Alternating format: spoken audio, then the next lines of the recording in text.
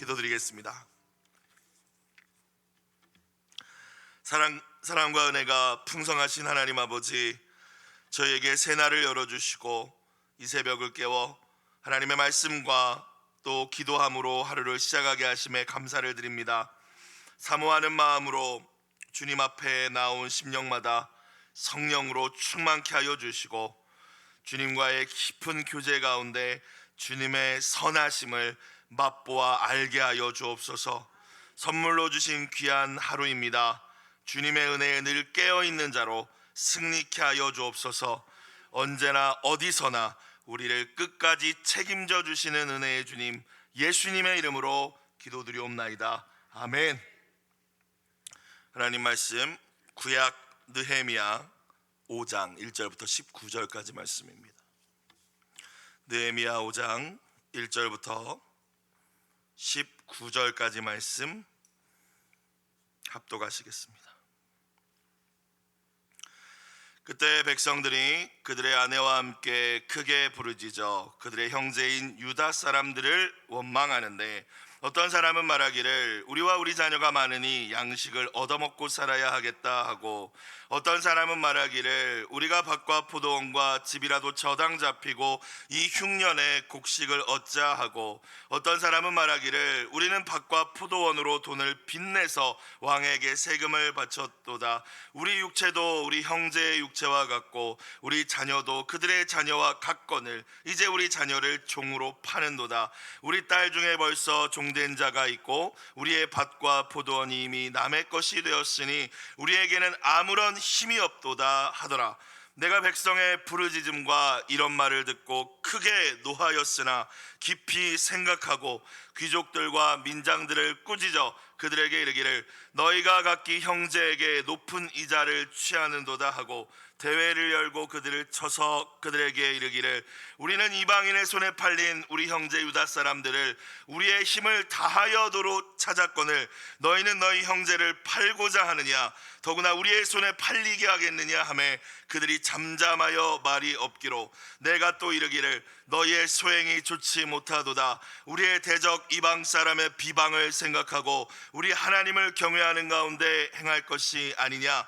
나와 내 형제와 종자들도 역시 돈과 양식을 백성에게 구워 주었거니와 우리가 그 이자 받기를 그치자. 그런즉 너희는 그들에게 오늘이라도 그들의 밭과 포도원과 감람원과 집이며 너희가 구워준 돈이나 양식이나 새 포도주나 기름의 100분의 1을 돌려보내라 하였더니 그들이 말하기를 우리가 당신의 말씀대로 행하여 돌려보내고 그들에게서 아무것도 요구하지 아니하리이다 하기로 내가 제사장들을 불러 그들에게 그 말대로 행하겠다고 맹세하게 하고 내가 옷자락을 털며 이르기를 이 말대로 행하지 아니하는 자는 모두 하나님이 또한 이와 같이 그 집과 산업에서 털어버리실지니 그는 곧 이렇게 털려서 빈손이 될지로다 하매 회중이 다 아멘하고 여호와를 찬송하고 백성들이 그 말한 대로 행하였느니라. 또한 유다 땅 총독으로 세움을 받은 때 곧 아닥사스다 왕 제20년부터 제32년까지 12년 동안은 나와 내 형제들이 총독의 녹을 먹지 아니하였느니라. 나보다 먼저 있었던 총독들은 백성에게서 양식과 포도주와 또 은 40세겔을 그들에게서 빼앗았고 또한 그들의 종자들도 백성을 압제하였으나 나는 하나님을 경외함으로 이같이 행하지 아니하고 도리어 이 성벽 공사에 힘을 다하며 땅을 사지 아니하였고 내 모든 종자들도 모여서 일을 하였으며 또 내 상에는 유다 사람들과 민장들 150명이 있고 그 외에도 우리 주위에 있는 이방 족속들 중에서 우리에게 나온 자들이 있었는데 매일 나를 위하여 소 한 마리와 살찐 양 6마리를 준비하며 닭도 많이 준비하고 열흘에 한 번씩은 각종 포도주를 갖추었나니 비록 이같이 하였을지라도 내가 총독의 녹을 요구하지 아니하였음은 이 백성의 부역이 중함이었더라. 내 하나님이여 내가 이 백성을 위하여 행한 모든 일을 기억하사 내게 은혜를 베푸시옵소서. 아멘. 느헤미야의 탁월한 리더십 가운데 온 백성들이 마음을 함께하여서 무너진 예루살렘 성벽을 중건하였습니다. 그래서 과거의 모습을 점차 찾아가기 시작하였습니다. 자, 그러자 산발락과 도비아로 대표되는 이방 민족의 지도자들, 그 지역에 와서 살고 있었던 그 이방인들이 유대 지역에서 이제 성벽이 쌓이면 예루살렘의 영향력을 자신들이 영향력을 행사할 수 없기 때문에 그것을 염려하여서 느헤미야와 이 성벽 재건 공사를 향하여 조롱하고 위협하며 방해하려고 하죠. 그러나 느헤미야는 흔들리지 않습니다.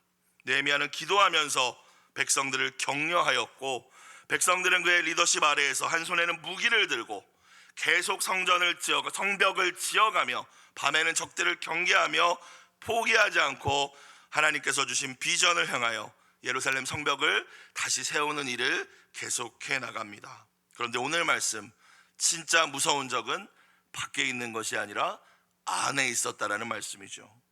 느헤미야가 성벽 공사를 하는 과정 가운데 가난한 백성들이 부유한 이들에게 착취당하고 있었다는 것입니다. 느헤미야가 이 사실을 뒤늦게 알게 되고 이것을 처리하는 말씀이 오늘의 말씀입니다. 1절 다시 볼까요? 그때 백성들이 그들의 아내와 함께 크게 부르짖어.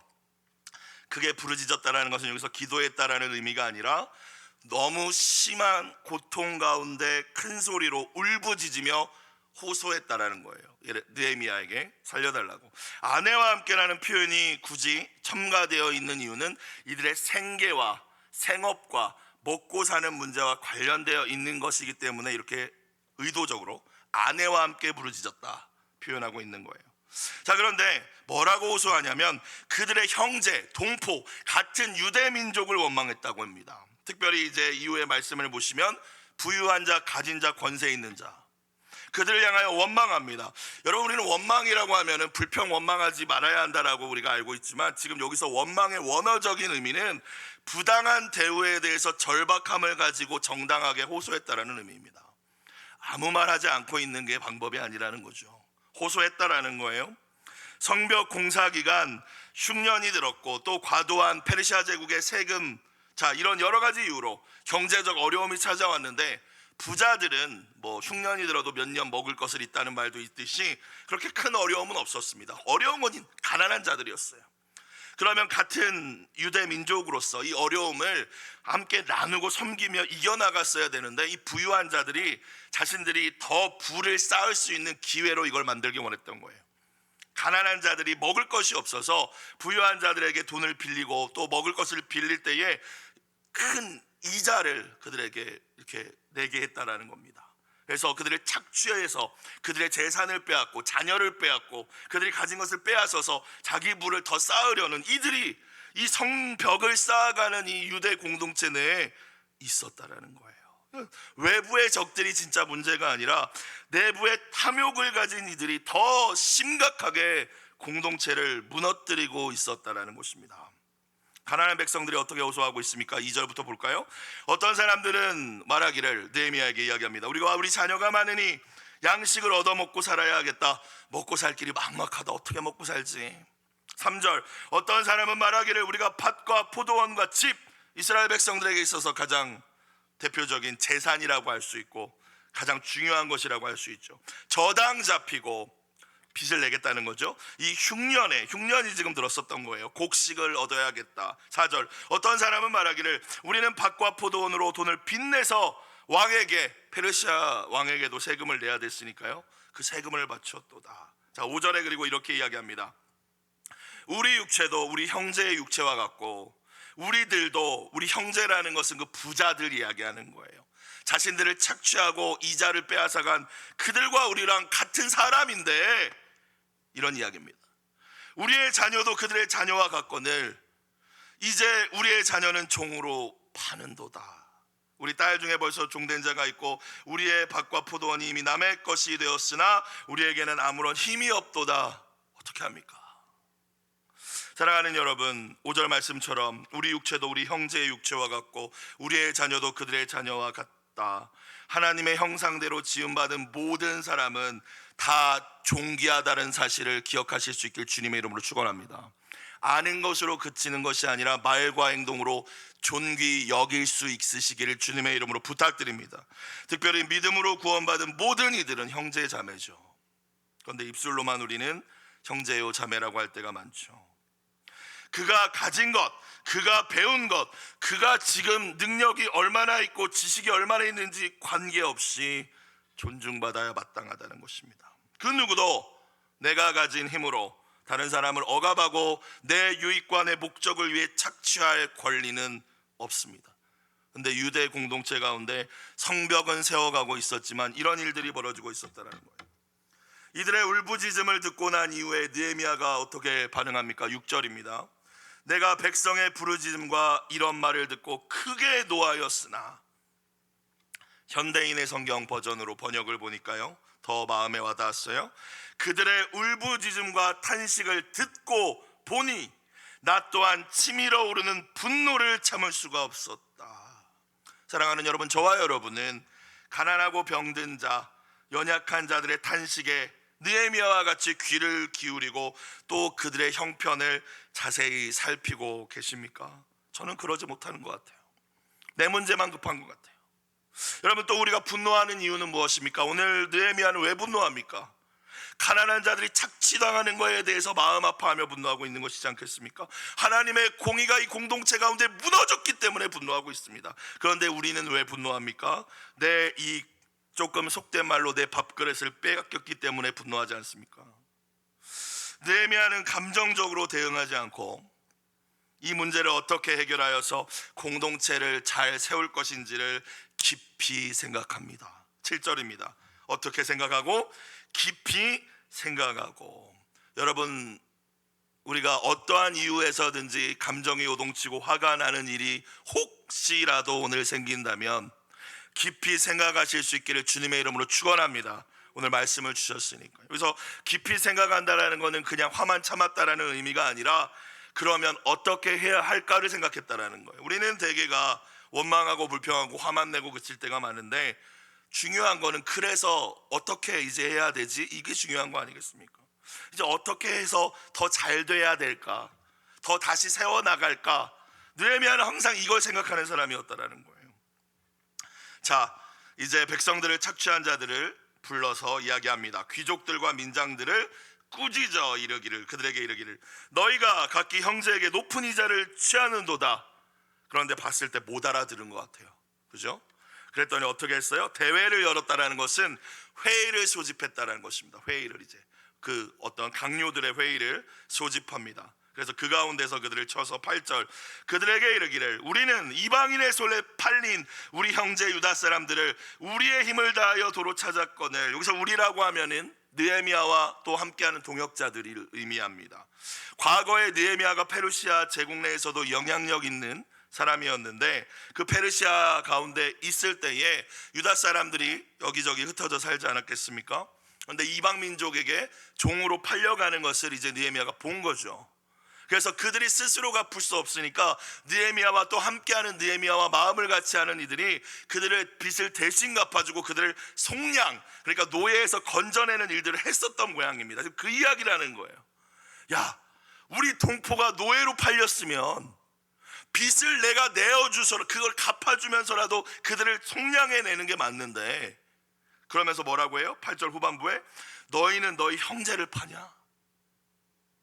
더구나 다른 데 파는 것도 아니고 우리 손에 팔리게 하느냐? 너희 종으로 삼느냐? 라고 하니까 그들이 잠잠하여 말이 없습니다. 할 말이 없죠. 9절, 내가 또 이르기를 너희의 소행이 좋지 못하도다. 우리의 대적 이방 사람의 비방을 생각하고 우리 하나님을 경외하는 가운데 행할 것이 아니냐. 여러분, 하나님을 경외한다는 것은 결국 하나님의 말씀에 순종하는 것입니다. 하나님 이스라엘 백성들에게 약자를 함부로 대하지 말고 착취하지 말라 하셨고, 또 같은 유대 민족 사이에 돈을 빌려주는 일 가운데 있을 때 이자를 받지 말라고 하셨거든요.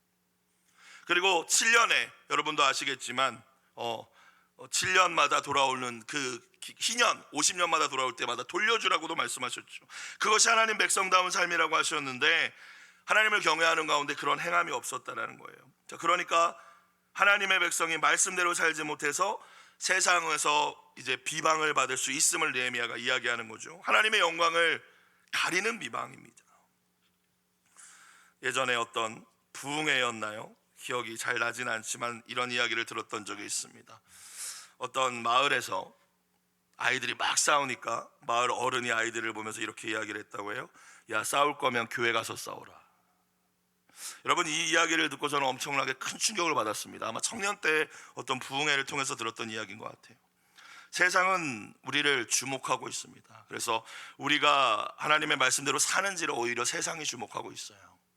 그리고 그 말씀대로 살지 못하고 사랑으로 하나 되지 못하는 모습을 보면 비방하죠.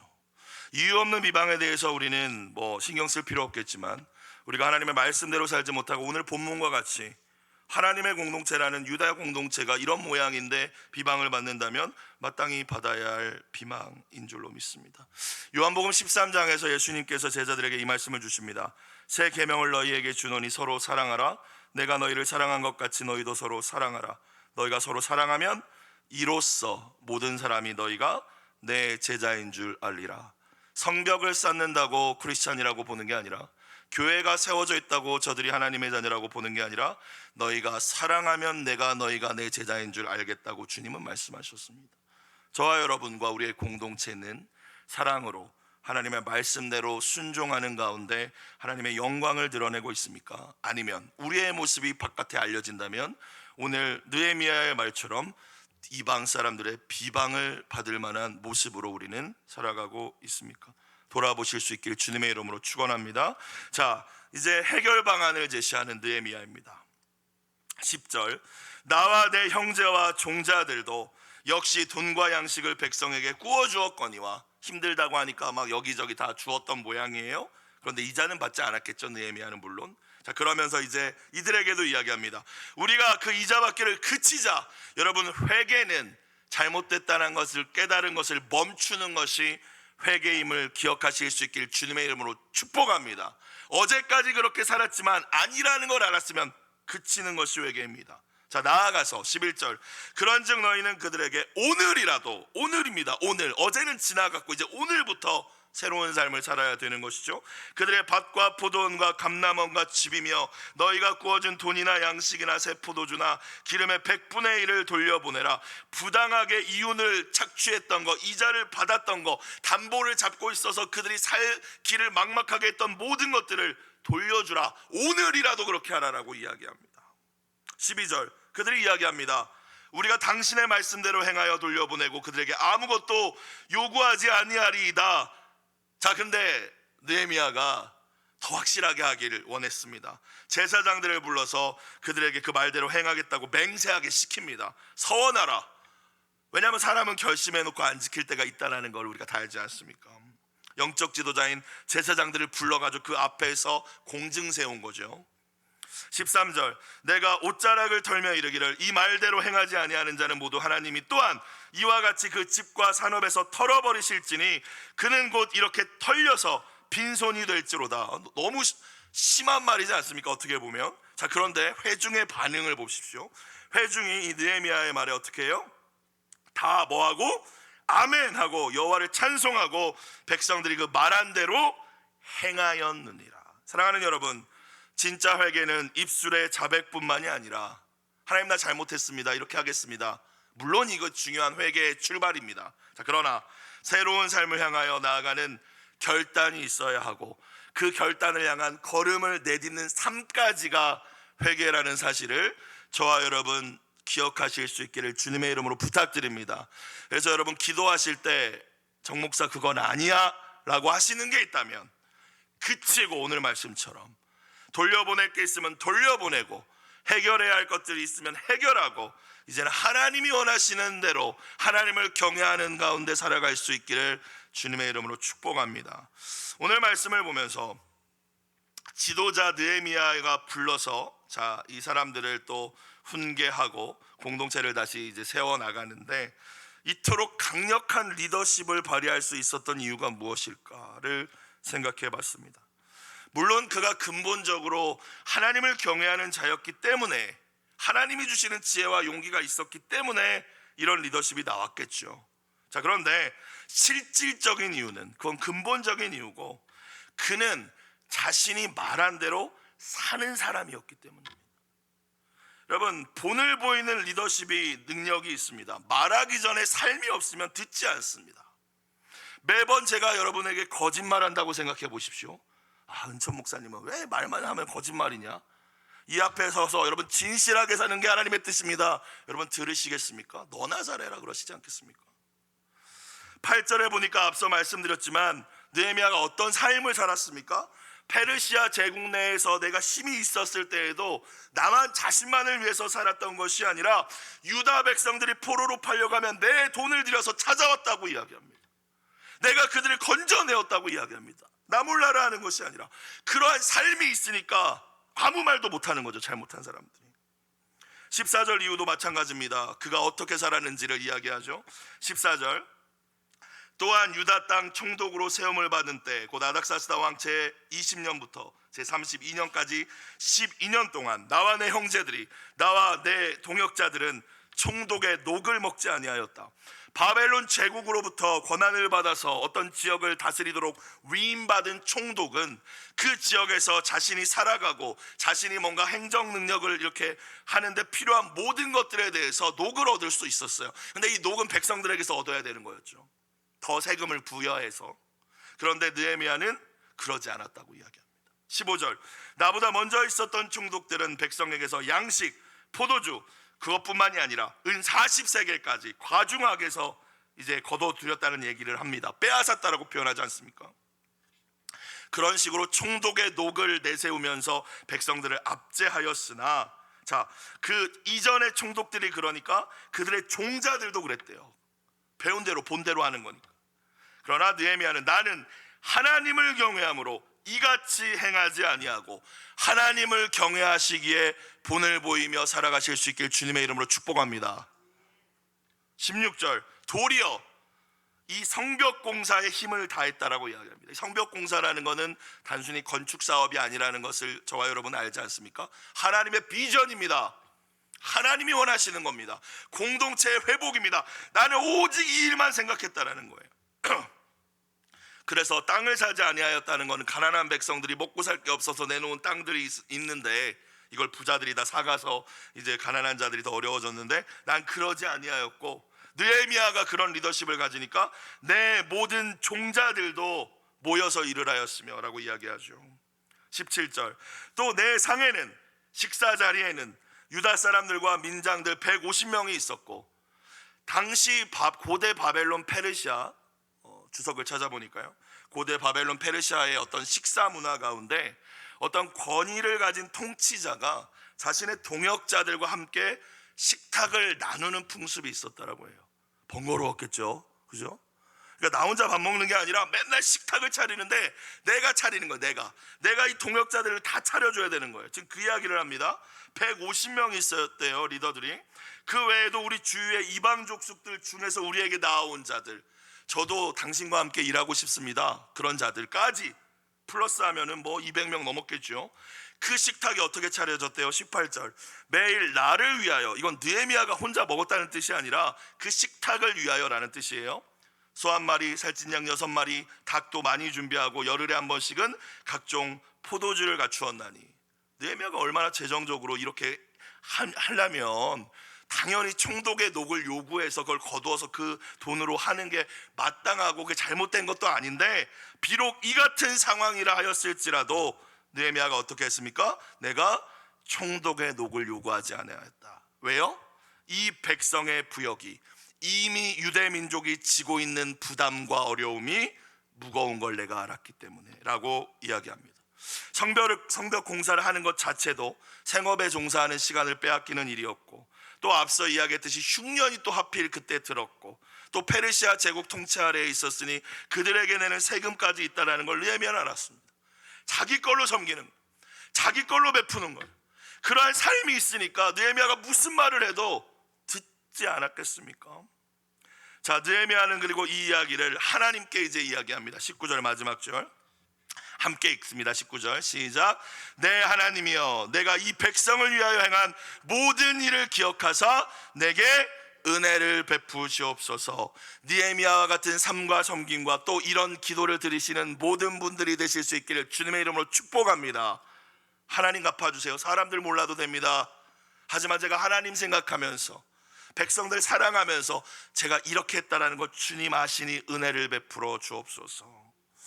느헤미야는 백성의 고통 위에 자신의 특권을 쌓지 않았습니다.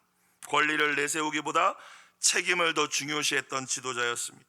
하나님께서 우리에게 무언가 힘을 주셨다면 더 많은 이익을 누리려 하기보다 더 많은 책임을 감당하는 것이 마땅한 줄로 믿습니다. 우리는 우리에게 주신 영향력을 나의 특권을 지키는 방패로 사용하고 있습니까? 아니면 연약한 이들을 살리는 그늘로 사용하고 계십니까?